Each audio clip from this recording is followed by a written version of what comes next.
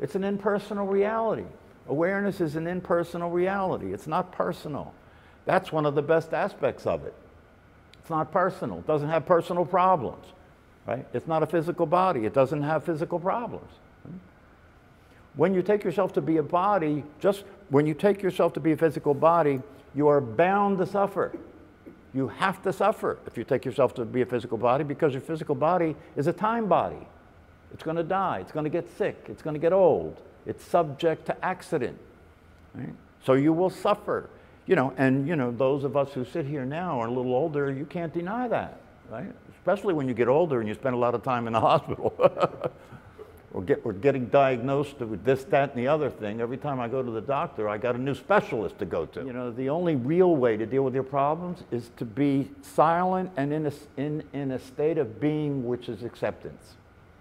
To be silent and in a state of being which is acceptance. That's the only way to solve your problem. Is that your true nature doesn't accept or reject. We're using acceptance as a concession, the way Rupert Spira would talk about it. It's a concession, right? But we can't talk about the truth of what we actually are as far as acceptance is concerned, because it doesn't know acceptance or rejection. It doesn't know acceptance. If you look at your awareness right now, your awareness is here right now, right? It's here right now. The difference between your thought activity and that awareness, your thought activity is judging and evaluating everything all the time. The awareness is watching that. Your awareness is watching that, but it's not doing anything. It doesn't do anything. Being is not doing. It's not doing anything. This is the thing about this is that it is so obvious and so simple and so intimate and so already the case, right? That people are at a loss about it, like, well, how do I get there? How do I get where I always am? How do I get there? Maybe it's something that I don't understand. No, you can't understand this. This is not conceptual. You can't understand the truth. We talk about it like you can understand it because that's all we got. That's why they say in the teachings that the teaching, that the language, the talking that we do in terms of the real process of experiencing reality is pointing at it. It's not telling you that's what it is. You can't tell somebody that's what it is. You can't tell somebody who they are, what they are. All you can do is point at it with the idea that if they practice meditation, right, it might occur to them. That's what you're practicing. You're practicing increasing the probability that something occurs to you. That's what you're practicing in meditation. There's no evidence for it. It's nothing but a strongly held belief, and it's confusing, and it gets verified by the idea, as you said, if I can be aware of the internal body, then it must mean that I am it and I am in it. But that's not what it means. That's not evidence for that at all. In fact, one of the things he was talking about last night is the fact that if you really start to experience the wonder of existence, right? You can be in wonder about the body, because the body's a miraculous organism. It's miraculous. Like we were saying last night, when the body takes food and the body takes the toxins out of the food and you sit down and it comes out of you, right? That's a miraculous process. It has nothing to do with you. Has nothing to do with you. The body's doing that by itself. Women don't have babies. They can't help it. That's right. If you don't appreciate your bowel movements, try not having one for a couple of weeks. See how that works. See how that feels. Right? The reality of it is, as he said last night, when you wake up, everything you're in wonder about everything. Because when you wake up, you realize all the things you thought you knew, you don't know. You don't know anything. You don't know anything. The awake state is a state of not knowing. You don't know anything. You don't know anything in terms of the conceptual knowledge of it, right? And you know everything in terms of a direct experience of it. And that's what makes it so wonderful, because you can look at something that you thought you knew. You can look at a tree and you thought you knew a tree, and you see it in an awake state, and you realize this is amazing.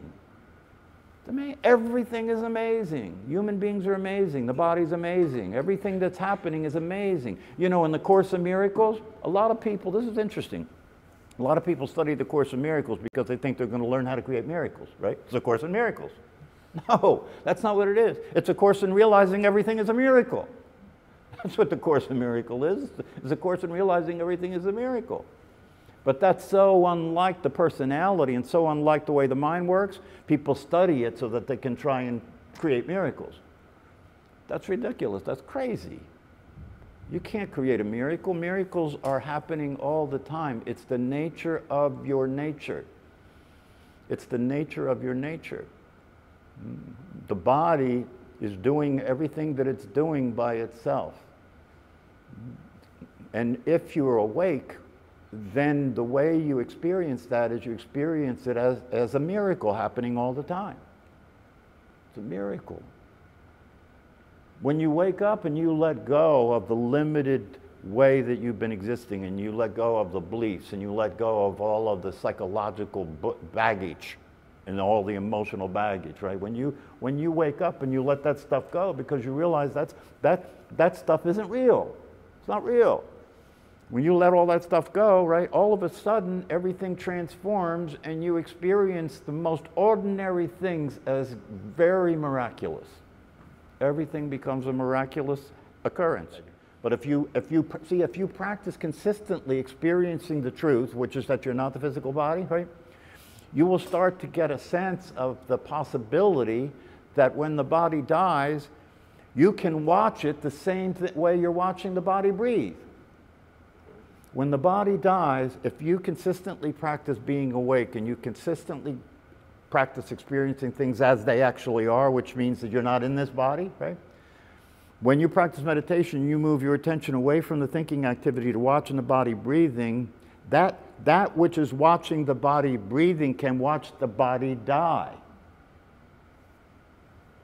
But not unless you get thoroughly practiced enough that your identity is transcended.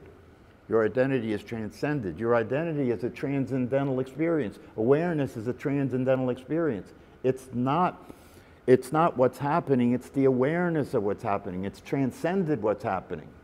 It's the awareness of what's happening. Right. See, when you're practicing meditation, you're doing something that will be a way of getting away from your preoccupation with taking yourself to be something you're not. So you're practicing getting away from that. If you succeed in getting away from that, then you'll be being, not a person. You'll be being a being. And the being is meditation. When you're practicing meditation and you move your attention from the thought activity to watching the body breathe, you're being there. That's being.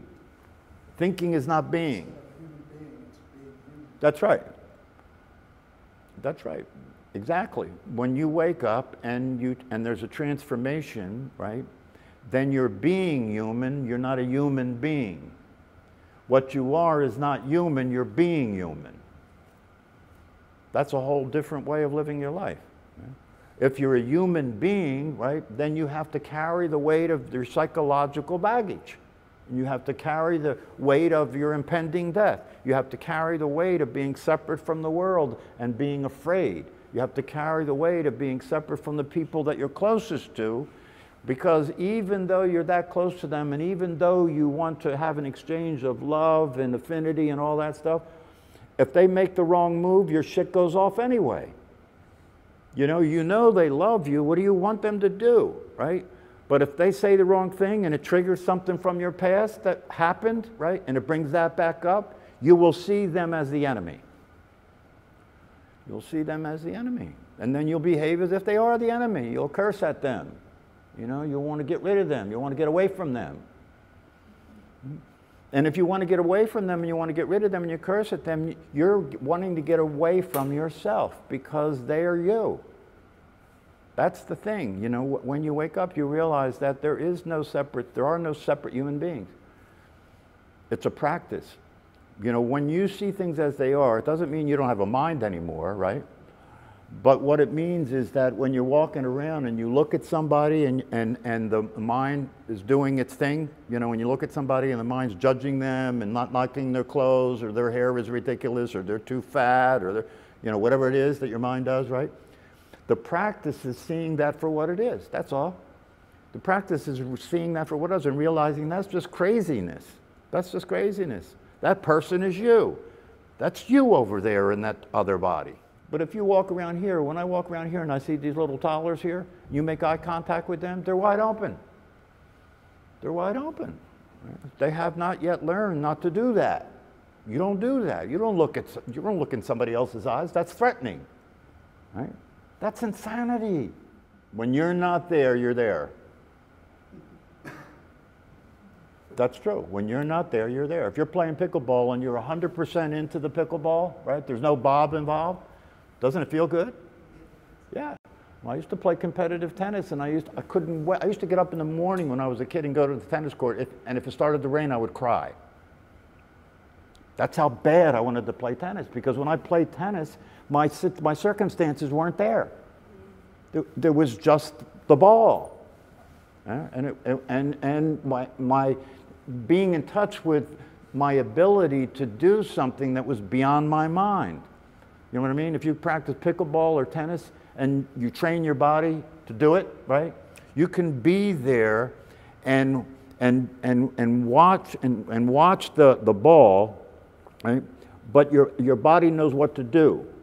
So there's this feeling of elation because the body is doing what you taught it to do, and it's doing it well, and it's working, and you can experience winning the game. Anything. It's probably true with musicians. Yes, of course. Anything that you do that you can be completely engaged with, right? You will show up as the awareness. You know, like you can't go up to an apple tree and say complain to the apple tree, say I want to talk to the manager because an apple dropped on my head. But that's the same thing as thinking you're a physical body and there's somebody in here. There's somebody in here that you can talk to. That's one of the reasons that the human life is so perplexing and confusing, because shit happens with the body, you can't do anything about it. There's nothing wrong with identifying with the body as long as you know you're not it. There's nothing wrong with identifying with the personality as long as you know you're not it. That's the problem. If you think you're it, you take everything personal. If you know you're not it, you don't take anything personal. It takes it personal, but you're not it. All right, well, if nobody has anything else, I'll let you go on with the madness. Continue with the madness. With the madness. Yeah.